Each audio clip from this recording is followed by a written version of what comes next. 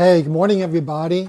This is Moss Jackson. Welcome to Mondays with Moss, a weekly series of broadcasts about living a great life, navigating a great life, how to be happy, successful, and accomplish what you want to accomplish. Hi, Tom. Good to see you.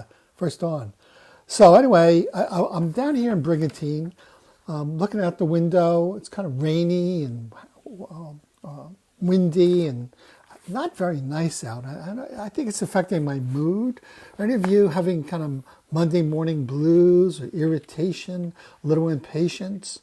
Well, I wouldn't be surprised if you are. I mean, particularly during the times that we're going through. We're living in very difficult, stressful times. Little upsets, big upsets can really challenge us and throw us off course. Maybe that's what I'm feeling this morning, just kind of tired with this epidemic. It's going to continue, got to be with it, got to live with it. But maybe I'm feeling some stress from that. Maybe you are too. So would not be surprised if you're feeling more agitated, impatient, angry. You know, we have the quarantine, the virus, the isolation, children at home, sickness, people dying, change, all this political chaos and reckless leadership. And there's a lot of reduced trust and a lot of violence. And so there's agitation in the streets, there's agitation in government, there's agitation in our bodies. The result is, I think, it's an assault on our capacity to cope and to regulate. Maybe it's going to be too much. So sorry if I'm just spouting off a bit, but it feels good to just let that out, okay? So what we've been talking about this past month is really self-control. Self-control of anger, self-control of fear and anxiety. I think I spent the first 2 sessions of the month on anger, the last 2 on fear. And today's a summary, kind of an executive summary of self-control and how you tie that into resilience and what I'm going to be moving this towards as we move into this whole program of creating and designing a life that you want to have, that you're not being beaten up by, like by this, how I'm feeling today with this morning. I still have to do my meditation and mindfulness exercises because that usually really gives me the energy and the higher level that I want to be at. So anyway, what we did was over the last couple months, we talked about on anger, what are your triggers? What throws you off? Is it being cut off? Is it in a car? Is it not having a phone call return? Is it someone ignoring you? Is it someone trying to call you who you don't want to talk to? So triggers are what throws us into annoyance and anger. Then we looked at the whole question, why we behave the way we do, how that fits into the evolutionary scheme. We talked also about the costs and the payoffs of allowing yourself to continue to be angry. Look, you could feel angry, but you don't have to act angry. So we talked a little bit about what kind of toolkit do you need to better manage your anger so you have more control. One, just to briefly summarize this, label and name it. I'm feeling angry, I'm feeling frustrated, feeling irritated, feeling pissed off about. So label it and name it and ask yourself, is what I'm upset about a fact or a story? Am I making up a story out of my imagination, thinking this happened or could have happened, or that's why the person did what he did, but it's just a story? Because most of the time we don't know what we're really so angry about. We don't know if it's a fact or a story.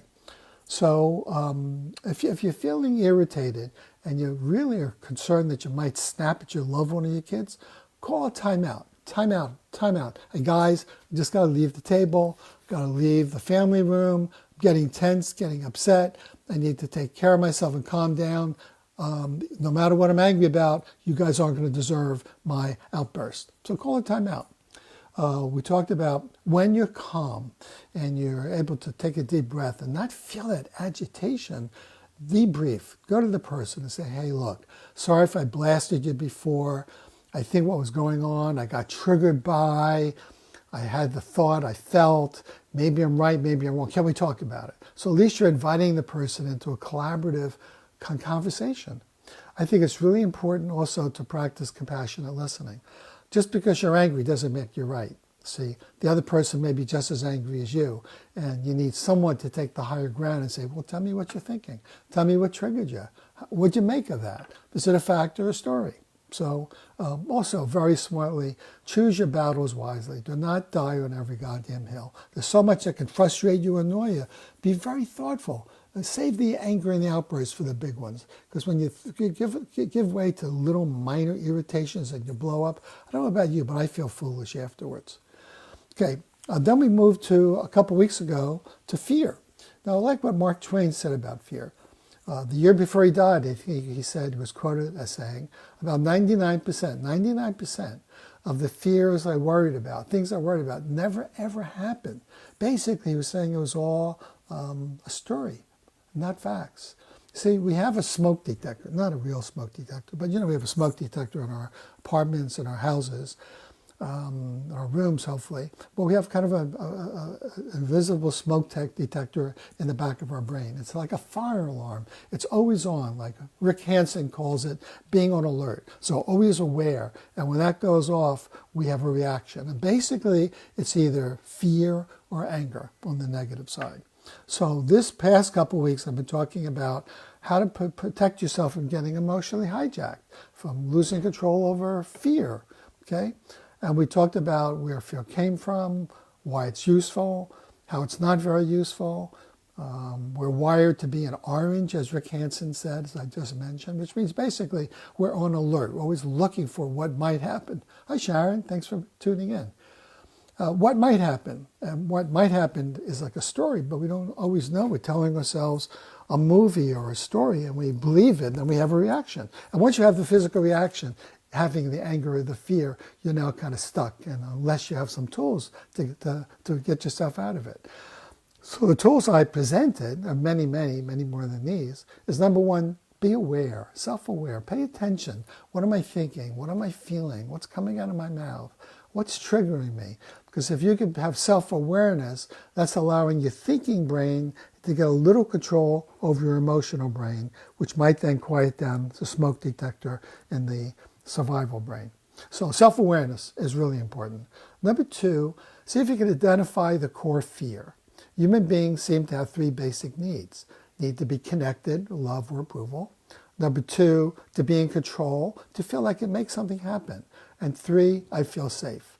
So if there's any trigger of losing relationship, being rejected, losing control, being laughed at, not feeling safe, being in a dangerous situation, whether or not it's real or perceived, that's going to trigger fear. See, so identify your core fear. Is it connection, control, or safety? Ask yourself, am I making up a story or am I right? And do I really know if that person is intending to make me upset? Is there any way I can check it out with that person? Hey, not sure if it's your intention, but I'm feeling really uncomfortable now. Is your intention to make me uncomfortable, or am I just taking it too personally? I know it sounds kind of silly to say it, but hi, Ed. Hey, Ed, good to see you. Ed Radansky, thank you. So you may want to check it out. You may want to ask yourself, am I in orange or red? Am I in a red zone, like really endangered, or orange, I'm apprehensive, but at least have my wits about me? Another one technique to handling the toolkit, handling fear, is what's called attack the dog. Don't let the fear stop you. Assert yourself anyway. Stand up for yourself. Realistic optimism is a good one. I think I tend to work on being a realistic optimist. I'm very willing to face the problem or the challenge that's in front of me, but I maintain a perspective called, we'll work it out. Somehow it's going to work out. Realism combined with optimism. Okay? Another one is always important to create safety for yourself. Kind of ground yourself in your chair. Feel the chair handles. Put your feet on the ground. Move your shoulders. Look to see you still got solid walls. The hurricane has not knocked down anything. Yeah, we have rain and wind out there, but here it's dry. Remind yourself that you really are safe, that you're not really endangered. Because the mind is a very strange place. It allows the imagination to take us to places we don't really want to go to. So ground yourself. I like the one called Be a Wizard, which is being able to create a time in your life. Remember a time in your life when you felt strong, in control. It felt good. So when you're facing a fearful situation, like giving a talk in class, see if you can recreate that positive state. Close your eyes for a minute. Breathe that character into you. It could be Indiana Jones or some hero, and then speak from that character. Now, many actors do that. They kind of create the character, and the character takes over. Why not? We can do that. We can be wizards too. Another one is to Ask yourself, are you talking to me? There's a voice in your head that's making you feel scared or upset. You say, are you talking to me? What's your point? What are you trying to say to me? Are you trying to help me? You're trying to make me feel terrible. Come on, talk to me. And if you then close your eyes, take a deep breath and listen, sometimes that voice will talk to you. It's your thoughts. We're just trying to give your thoughts a shape and a form that you can relate to. Okay?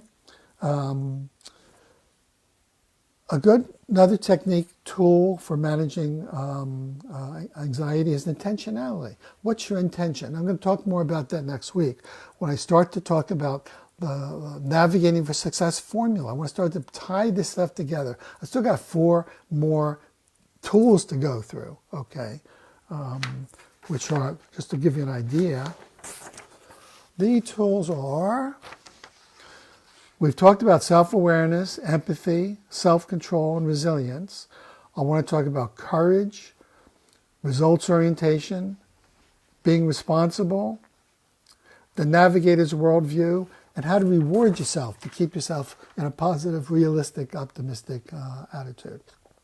So I still have a couple months of work to do. Hope you can stay with it. So intentionality is having a purpose or a goal to work towards. Like, my intention is to be creative. I live an intentionally creative life. So today in my talk, can I tell a story or say something to you that touches on creativity? I might discover something. You might discover something. Okay, so there are others. I don't want to overwhelm you guys. So if you want to learn more about it, go back. All these tapes are available for you to keep looking at over and over again. Write down 1 or 2 techniques that you like and try it out. Or give me a call. We'll talk about it. So this whole notion of self-control, of anger, of self-awareness, self-control of anxiety fits under the umbrella on a rainy day called resilience. What is resilience? I talked about this a number of months ago, but I want to touch on it because I think we're living in a time that really requires a lot of resilience, an ability to bounce back, ability to get up after a disappointment, after you watch a news show and it's so depressing, to be able to catch your breath, have a conversation, have a little compassion for yourself, bounce back. Also, remember this. No one is immune to stress. We all are living in a stress-induced culture. It's very hard to get away from it. That's why I'm giving you these tools. We have to work at this to keep ourselves balanced and in control. Also remember, excuse the expression, shit happens. It just does. Stuff happens. Rain, small upsets, triggers going off, politicians we don't like. So stuff happens. Life is not designed to make us happy. We have to create our own happiness out of what life provides and what we intend for life to show up. So really important to practice these skills because chronic stress kills you. Talk to you more about that another time. I think I'll drop out of that one right now. Okay, watch out for useless guilt, shame, and self-recrimination. They don't help, really. They're just, it's like Sartre, the French author and writer wrote, I think he said, you don't have to wait to die to hell. Just think about your daily regrets and resentments and you'll feel miserable and you'll be in hell. So watch out for that useless guilt, shame, resentment, and self-remorse. Watch out for the mind bully. The mind bully is he's always listening for the trigger, the fire alarm to go off, and he's going to make more worry, more agitation for you. Listen to it, but don't have to believe it. Ask yourself, is this really happening or am I just making it up? Remember, give yourself some compassion. You're just a human being. You don't have to be perfect. I don't know anyone who's perfect. And if they try to be too perfect, they really become quite miserable to be with. I think it's really great to keep perspective, to keep thinking about, okay, so even though I might be having a difficult time now, I have 2021, I have a future, I have a job, I'm in school, maybe I can't see my friends right now, but I will, the vaccine will come out. I can do it if I practice safe distancing and wear a mask and do the hand washing, okay? I think it's really important to be resilient is to look at your beliefs. Are your beliefs positive? Are they hopeful? Do they lead you into taking action? Or are your beliefs more negatives, like victims, like life sucks, I never catch a break, they always get ahead, but I don't. I'm never the favorite. So these beliefs, what you think, determines the way your brain is wired. The way your brain is wired determines your life and your destiny. If you want to change your destiny, change your beliefs. I'll talk to you more about that. Okay. Okay. Here are the 5 C's of coping, so you can be resilient. So resilience has 2 sides. One is self-regulation, being able to tone your nervous system down, and 2, get things done, be able to cope, respond to the stress. So I'm just going to give you these as the 5 C's. 5 C's. Calm. Practice calming techniques.